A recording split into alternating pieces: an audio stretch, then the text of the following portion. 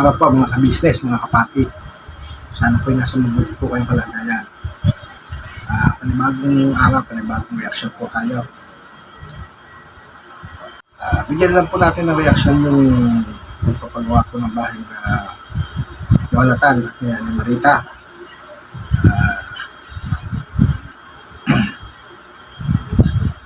Pakipagtulungan po ng ating Kuya Damulag at kanyang tatay si Ate Franco.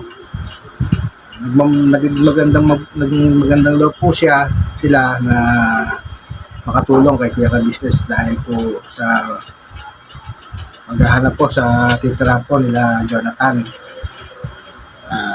Hindi po natin may tatanggi na talaga pong napakahirap ng hanapan po ng matitirahan po sila Jonathan kasi po marami pong nagrereklamo na kapitbahay po sa kanila dahil po sa amoy ng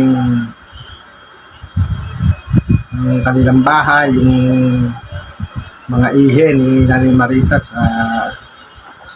nangangamoy po.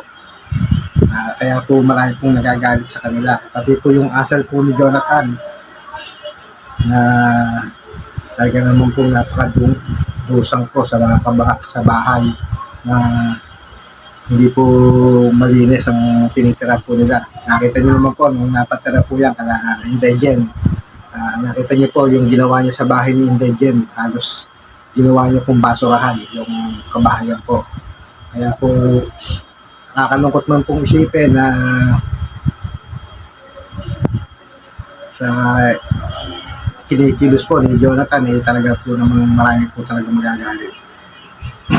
Hindi po natin masisisi ang mga kapitbahay po nila kasi kahit po sa magdating po sa atin yan, pag kapitbahay natin si Jonathan, ganyan po ang style niya na talaga mga angamoy hanggang doon sa kapitbahay ang amoy ng bahay nila talagang hindi po tayo makakatiis na magreklamo din po. Kaya po nagmagandang loob po ang ating Kuya Ka-Business na tulungan uli po sila kasi po talaga pong nakakaawa po ang sitwasyon ni Nanay Marita dahil sa kasada lang po sila nakatira ngayon. Katulad yan, mag-uulan na po, kakaawa naman po yung matanda na baka memya abutin ng ulan doon po sa tinutulugan nila. Alam naman po natin na nasa tabing kalsada po sila ngayon. Ang masasabi ko lang dito, sana naman po maging maayos na po si Jonathan. Kasi alam niyo naman po, hindi naman po may tatanggi na si Jonathan po ay napaka-reklamador. Yan po ay hindi natin may tatanggi at hindi natin may kakaila. Sana po naman ay maging maayos na siya. Talaga naman pong marami na pong nanggigigil po sa kanya kasi po iba po ang talagang pag-iisip po ni Jonathan. Tinutulungan niya na siya pa ang masama. Siya pa ang galit. Yan po ang galing ni Jonathan. Kaya marami pong nagagalit sa kanya kasi po hindi siya marunong magpasalamat. Hindi siya marunong tumanaw ng utang na loob. Yan pong isang ni Jonathan. Isang ugali na talaga namang hindi maganda sa isang tao. Subaybayan po natin itong istorya na naman ni Jonathan na pagtulong na naman ni Kuya Ka-Business. Tingnan natin kung anong magiging pananaw ni Jonathan o reaksyon sa pagtulong nila kay Ka-Business na to sa bagong gawang bahay at pinagawa ni Kuya Ka-Business sa lupang tinitirikan nila Damulag. Tingnan natin kung may reklamo pa rin. Kaya nga po nagpapasalamat si Kuya Ka-Business kay Damulag dahil nagawan po ng solusyon ng problema po. At talaga naman pong iniisip ng ating Kuya Ka-Business kung saan niya ilalaga ang mag-ina. Dahil marami pong, alam naman po natin na marami pong nagagalit ang bahay sa kanila. Mabuti na lang po, naging magandang loob sila Tatay Franco, si Kuya Damulag, na doon na lang po patirahin sa lupang tinitirikan nila. Maganda rin po ang pwesto at talaga namang bagay na bagay po si Jonathan at si Tani Marita. Kasi po, wala pong ibang kapitbahay kundi si Tatay Franco laang at wala pong magre-reklamo at wala pong chismosa na kinakatakutan lagi ni Jonathan at nakakagalit niya. Nasabi niya ay lagi na lang siya pinag-uusapan. Tingnan po natin mga kabisnes, mga kapapi, kung ano naman po ang magiging reklamo ni Jonathan sa ginawa ni Kuya Kabisnes na titirahan nila na pansamantala lang naman. At huwag po natin bibigyan ng masamang komento na naman na kung ano na naman po lang sasabihin natin na kung ano na naman po ibabato natin kay Kuya Kabisnes. Ito po ay pansamantala lang po na gagawin ng ating Kuya Kabisnes habang wala pa pong magandang lilipatan ang magina. Kasi po sa totoo lang po, kung kayo po ang nasa sitwasyon ni Kuya Kabisnes, ay talaga pong sasakit ang ulo nyo kung saan nyo ititira ang mag-inang ito. Dahil alam na alam naman po natin na si Jonathan at si Nanay Marita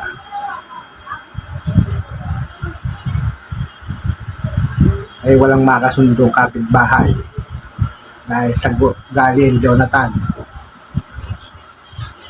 at amoy ni Nanay Marita talaga namang umalingasaw.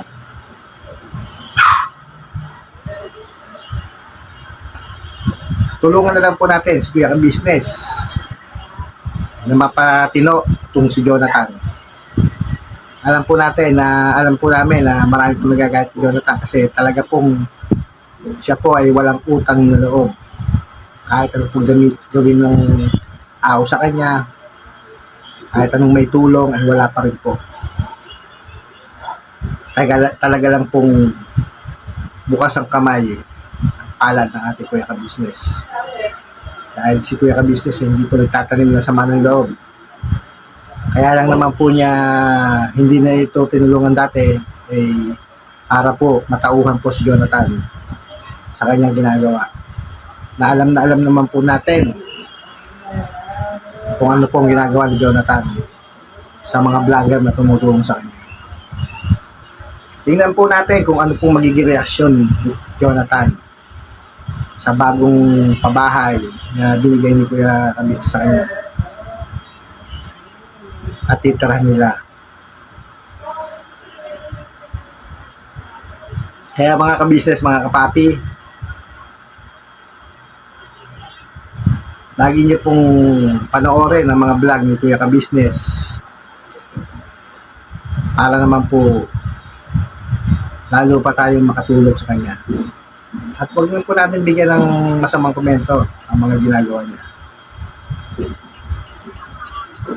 Nakita niyo naman, kaya naman po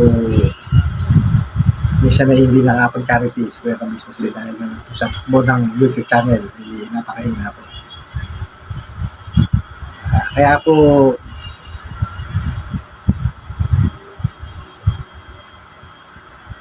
huwag na natin siyang ibas ng ibas pagkos ay suportahan po natin siya. Mga kabisnes, mga kapapi,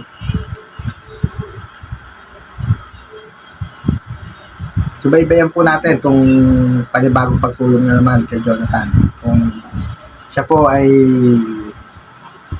makakatagal sa binigay na tirahan ni Kuya Kabisnes sa kanila.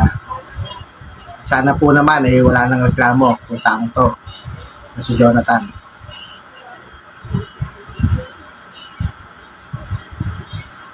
Para naman po wala nang maging problema ang Kabisnes family pagdating sa kanya. Kasi itong taong to, talaga pong mareklamo itong taong to. Sana po, magbago na po siya. Dahil wala na pong tutulong sa kanyang iba kundi si Kuya Kabisnes. At Huwag niya pong hihahanapin yung bibigyan siya ng lupa. Dahil binibigyan nga siya ng lupa ni Kuya Business sa North Sagaray, ayaw din naman niya. Di ba po? Kaya po, tingnan natin kung may reklamo na naman po si Jonathan sa ginawang pabahay ni Kuya Business sa kanya. Hanggang dito na lang po siguro ang aking reaksyon. Maraming salamat po sa mga viewers, mga subscribers, mga silent viewers na matagal nanonood ng aking vlog. Salamat din kala Kuya Business, kala Pina Business, kala Papa James, sa mga kagawang, mga M's, at sa aking mga kasamang reaktor. Maraming salamat po. Puntahan naman po sila NMD Channel, si Rich NCTV, si Nana Channel, si Bernalyn Official, OFW Official, si Kuya Au Vlog 04, si Ma'am Melly K Vlog, at si Ma'am It's Me Beba. Para-supportahan naman po yung mga yan. Hanggang dito na lang po ang aking simpleng reaksyon para po kay Nanay Marita at Kuya Jonathan. Hanggang dito na lang po. Maraming salamat.